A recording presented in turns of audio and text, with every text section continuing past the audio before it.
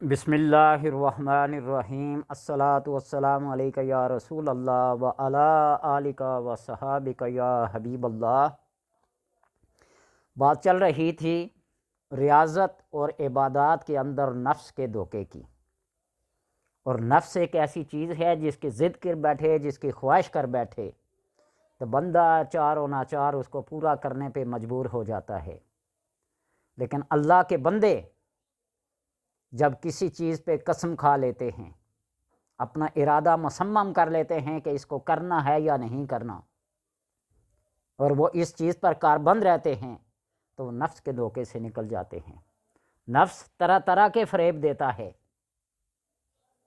کبھی عبادات کے اندر نیکی، تقوی، پرہیزگاری، صدقہ اور خیرات کو ایک دھوکے کی شکل میں پورا کرتا ہے، شہرت حاصل کرواتا ہے، ہوا برواتا ہے، عجب پسندی آ جاتی ہے۔ تو ان چیزوں سے بچنے کے لیے بزرگان دین نے بعض حلال چیزوں کو بھی اپنے اوپر ممنوع قرار دے دیا تھا۔ میں حرام کا لفظ تو استعمال نہیں کروں گا، لیکن ممنوع قرار دے دیا تھا، وہ کھانا منع کرا دیتے تھے، اس چیز کی خواہش کو ممنوع قرار دے دیتے تھے اپنے اوپر۔ حضرت مالک بن دینار رضی اللہ تعالی عنہ کو ایک دفعہ انجیر کھانے کی خواہش ہوئی۔ آپ دکاندار کے پاس گئے اور سوائے پھٹے پرانے جوتوں کے علاوہ کچھ نہیں تھا،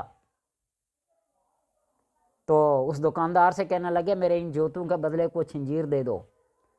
تو جب جوتے دیکھے گئے تو انتہائی خستہ حال تھے، تو دکاندار نے جواب دے دیا نہیں بھائی، ان کے بدلے میں تو کچھ بھی نہیں ملتا۔ آپ چلے گئے۔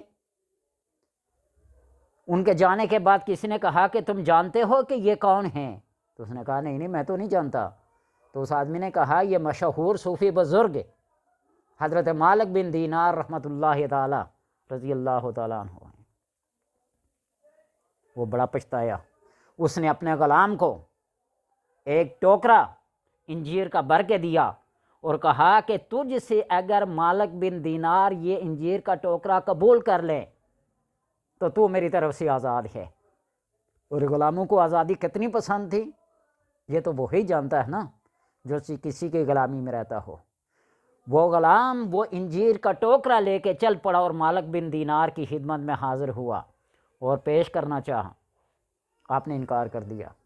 تو اس غلام نے کہا کہ حضور اللہ کے نام کی خاطر یہ قبول کر لو، تمہارے اور آپ کے قبول کرنے میں میری آزادی مشروط ہے، آپ اسے قبول کر لیں گے تو میں آزاد ہو جاؤں گا۔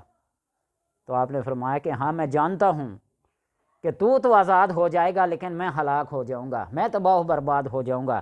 وہ اس لیے کہ میں نے قسم کھا رکھی ہے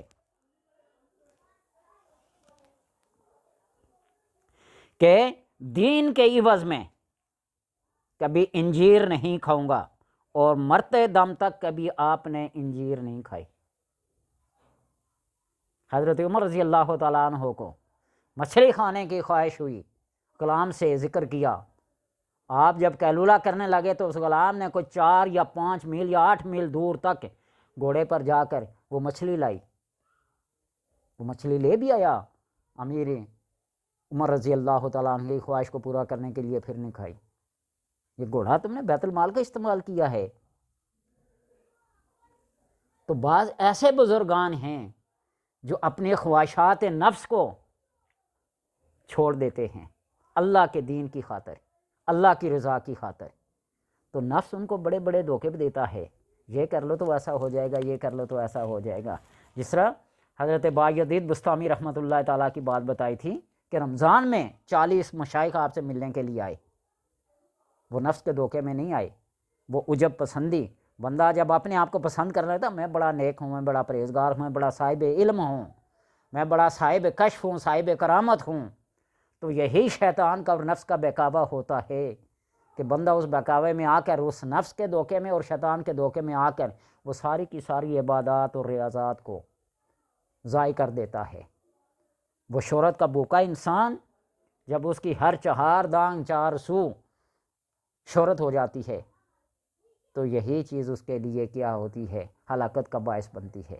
تو لہٰذا اس نفس سے دھوکے سے بچنے کے لیے کیا کرنا چاہیے؟ صبر سے کام لینا چاہیے، اور ہر وہ چیز جو اللہ تبارک و تعالیٰ کے دین سے، اس کی رضا سے، اس کی حکمتوں اور اسرار سے دور کر دے تو اس سے اجتناب کرنا چاہیے۔ اللہ تبارک و تعالیٰ سے دعا ہے کہ اس نفس کے دھوکے سے اللہ تبارک و تعالیٰ ہر انسان کو، ہر مومن کو، ہر متقی پرہیزگار کو اللہ تبارک و تعالیٰ بچائے رکھے۔